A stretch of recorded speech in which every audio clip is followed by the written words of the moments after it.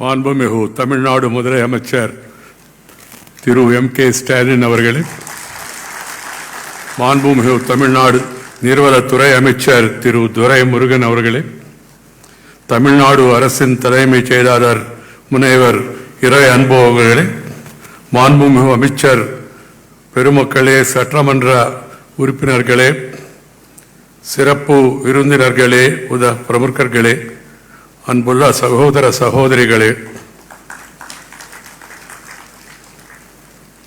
தமிழ்நாட்டின் முன்னாள் முதலமைச்சர் மறைந்த டாக்டர் கலைஞர் கருணாநிதியின் 98வது பிறந்த நாள் விழாவை முன்னிட்டு திருவுருவ சிலையை திறந்து வைக்க உங்கள் அனைவரின் முன்னால் முற்பதில் பெருமகிழ்ச்சி அடைகிறேன். நிச்சயமாக இந்தியாவின் மிகவும் ஆற்றல் வாய்ந்த முதல்வர்களில் ஒருவர். Friends, brothers and sisters, I feel really happy to be here today amidst you all and also have the privilege of unveiling the statue of great son of India, of this great country.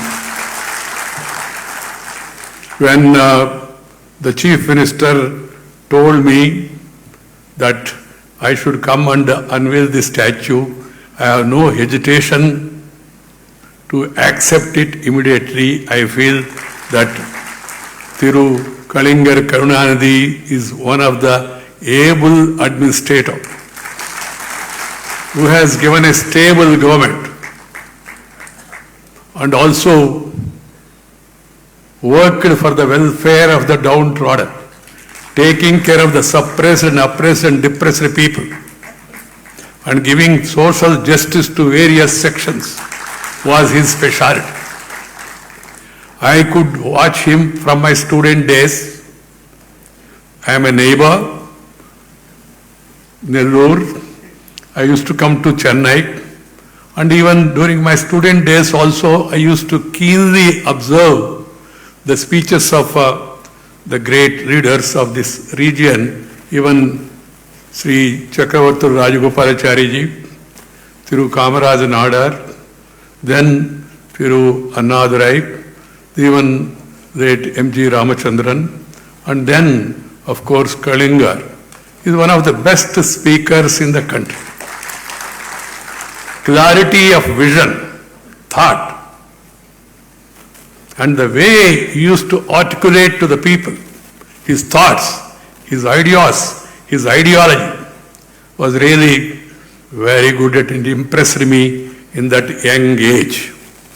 Though I had my own political leanings at that time and also had certain differences with the views expressed by Dr. Kalinga, but the way he used to put forth his point of view, try to convince people, has impressed me at this young age. I am also privileged to have interaction with him as the party president at that time. Of course, I am no longer in politics. I have retired from politics but not tired from public life. That's why I am going around the country, meeting people, greeting people, talking with people, walking with the people, spending time with the people. And then I could see a person who has a clear ideology and commitment, dedication, devotion, dynamism and discipline, working for the welfare of the people. His 98th birth anniversary celebration, I can say with all honesty, he was certainly one of India's most dynamic chief ministers. I thank the government of Tamil Nadu for inviting me to this important event. Chennai is a city close to my heart and has a special place in my life. From the proximity to Nellore, where I come from, Chennai has had a profound influence on me. I have had the good fortune of interacting with Kalinga Karunanidhi ji quite closely over several decades during the course of my long journey in public life. It was always interesting to interact with him, to argue with him, And sometimes we used to agree to disagree also, but at the same time respect. In democracy, that is a quite essential requirement, agree to disagree. And in public life, politicians, they must respect each other.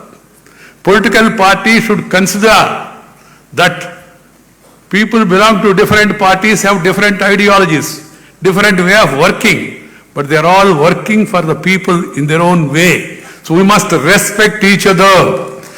We are not enemies. We are only political rivals. This has to be understood by one and all.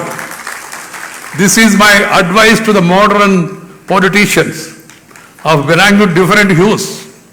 You may belong to this party or that party, but we all belong to this great country, and we are all working in the interest of the people in our own way. So we should respect, and we should not treat them as enemies. My dear friends, they were mentioning about the incident where he was arrested along with Thiru Murasori Moran and was not treated well by the police at that time. I have no hesitation in telling the Prime Minister and telling him also, I would like to go and stand by them in this hour of crisis. In spite of our political differences,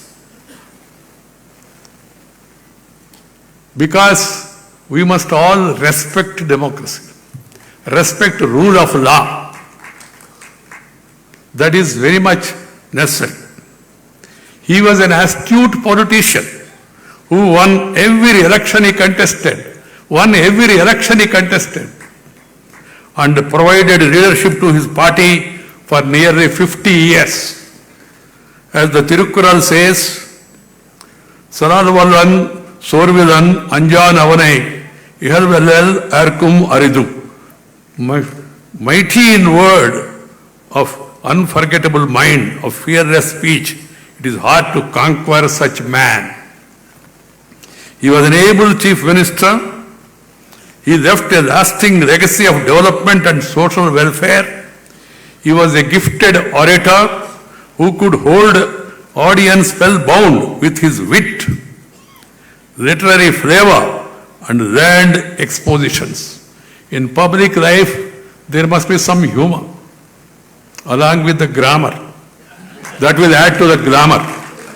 And he had all the three. Humor, grammar. Grammar means subject, not the other Vyakaranam. Knowing the subject, having hold on the subject. And then it will definitely add to the glamour. I did not speak much about glamour. We have so many people here sitting in the audience also, including the superstar. My dear friends, I feel that we must always consider the position as an instrument of public service, not to enjoy the fruits of power. Kalinga himself said it. Position is like a crown of thorns. He had an artistic, cultural, and journalistic flair that earned him the honorific title of Kalinga. After his play, Thookumidai became a resounding success. He was truly a multifaceted personality who has left an indelible impression on the development canvas of Tamil Nadu. Through his scripts and dialogues, he blazed a new trail in Tamil cinema. As an insightful commentator on current affairs and political analyst, Kalingar wielded a powerful pen, writing extensively in Murasori, the party's publication he founded. The common stand which runs through the work of Kalingar Karunanidhi, the administrator, the social activist, the political reformer, the script writer, the poet, the playwright, the journalist, and the author is that of a special quality and inclusive development. My dear brothers and sisters, we are quite fortunate that after our independence in 1947, we have had in our country a series of illustrious prime ministers and chief ministers who have shaped the developmental trajectory of our great nation. They have made tremendous efforts in their own way, in their respective states, union territories, and at the union government level to respond to people's aspirations, design policies, create programs, build institutions. These consistent efforts have taken our country forward, guided by the enlightened pathway shown by the constitutional makers. These leaders at various levels have tried to give meaning to the words in our constitution. Bearing few aberrations, they have helped India shape into a vibrant, progressive democracy upholding the vision contained in the preamble of the constitution. Karunanidhi comes in this list of iconic leaders who had put people at the center of their work. People must be at the center. Whenever you think, whenever you write, whenever you do something, you must have the people at the center. People's welfare. Now India is on the move, undoubtedly. We are now becoming a strong nation.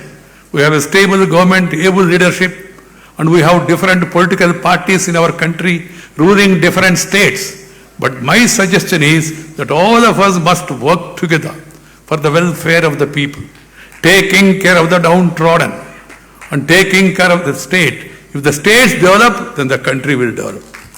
Country cannot progress without the development of the states. This has to be kept in mind. I also feel that the center and states must work together as Team India.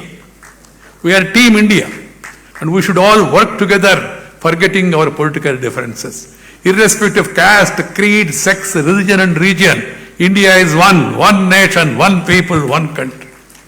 We have different regions, we have different religions, we have different ways of our dress. But at the same time, we must remember we are all Indians. Indians first. That has to be kept in mind, all of us. Every Indian language is very rich. So we must always feel, and I feel that we must promote our mother tongue. Mother tongue, motherland, they are very important. Mother who has given you beautiful birth, you should never forget her. And the native place to which you belong to, you must do something to the place where you were born. And the mother tongue, the language that has come from mother's womb, the Tamil, the Telugu, the Kannada, the Malayali, Marathi, Assami, Punjabi, Bhojpuri, there are so many languages. We must promote, propagate, and make them prosper in our own way. Because I always feel mother tongue is like your eyesight.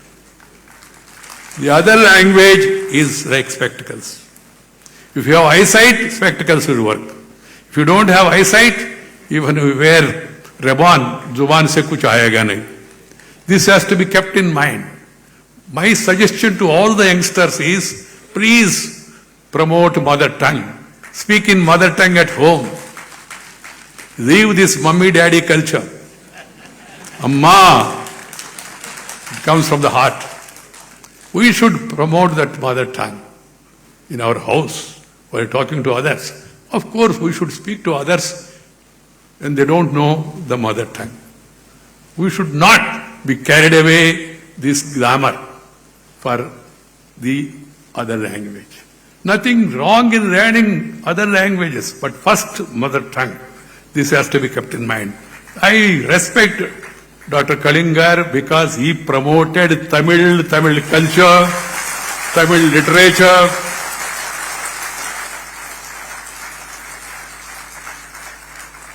And every person in public life must do it. Wherever I go, you are talking about my dress.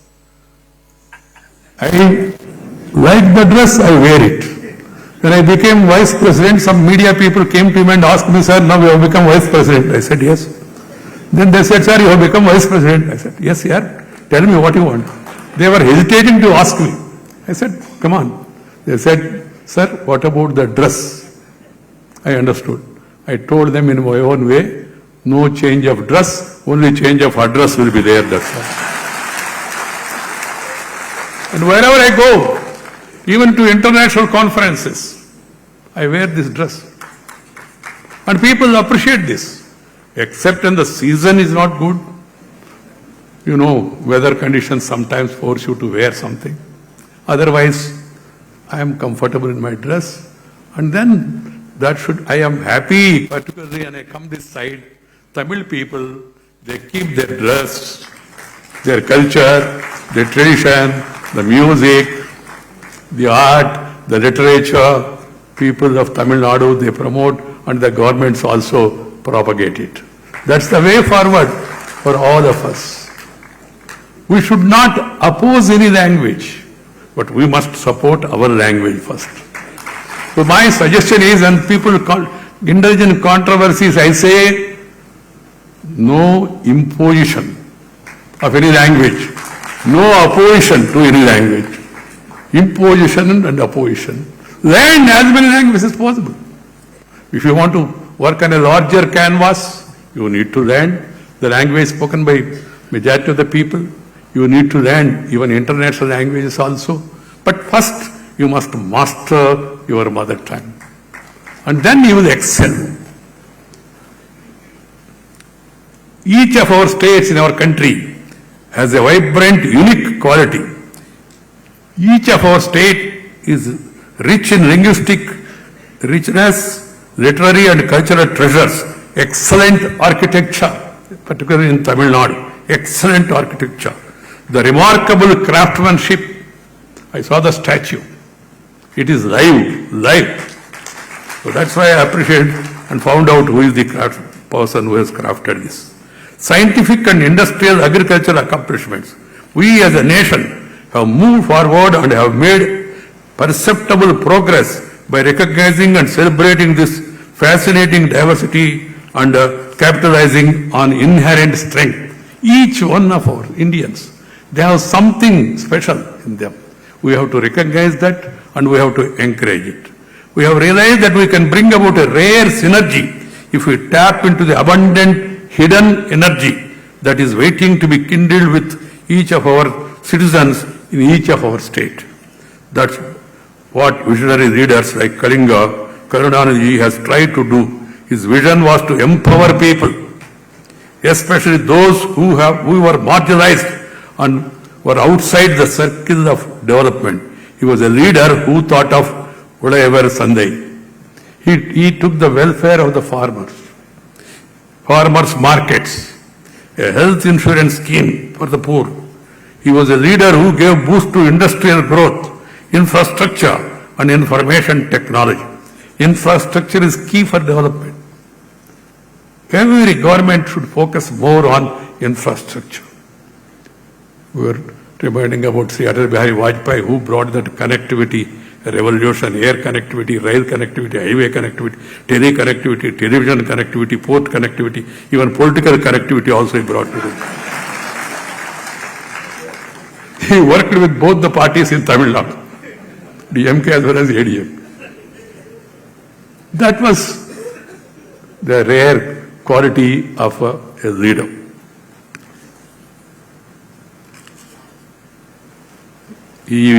Karunanidhi was one who declared the prayer song of Tamil Nadu in 1970, the Tamil Thai Valthu, with which we began all functions in the state of the national anthem. My dear sisters and brothers, Karunanidhi was a leader who stood firmly by his political beliefs and conviction. It is important to recall the fact that Karunanidhi has opposed the imposition of emergency by the then Prime Minister in clear and unambiguous terms, rising from the margins of society, working untiringly for the underprivileged and occupying the center stage of public life for several decades. Karunanidhi's multi-dimensional work has had a lasting impact on the socio-political landscape of Tamil Nadu. Kalingar has left behind an enduring political legacy few leaders can boast of. I am sure that the current Chief Minister, Thiru M.K. Stalin, will be guided by the vision and work of his illustrious father. I once again thank the government of Tamil Nadu for inviting me to this special event and wish the Chief Minister Thiru Stalin, his cabinet colleagues and others working all together and the civil servants working in the state all the best in their untiring efforts to continue the development journey of the state with the same earnestness as Kalinga did. I am happy particularly today, this evening, I could see many of my friends who are my colleagues in Parliament, present and past also, political friends from different political parties. I would have been more happy if everybody, all political party people were here. That should be the culture. We must respect our leaders, irrespective of political ideologies and all. As I was telling, we must differ, but at the same time, we must respect the leaders and then move on according to our ideologies. My dear friends, that is what is real India. Unity in diversity. That is the speciality of this country. Unity in public life for the welfare of the people. Leaving aside our politics for the time being. Need not compromise on your convictions, but at the same time can work together also. This is my advice to all the youngsters. Once again, I am thankful to Tamil Nadu government for providing me this opportunity, and also I would like to thank all of you for giving me a very patient hearing. Thank you very much. Nandri, vanakkam.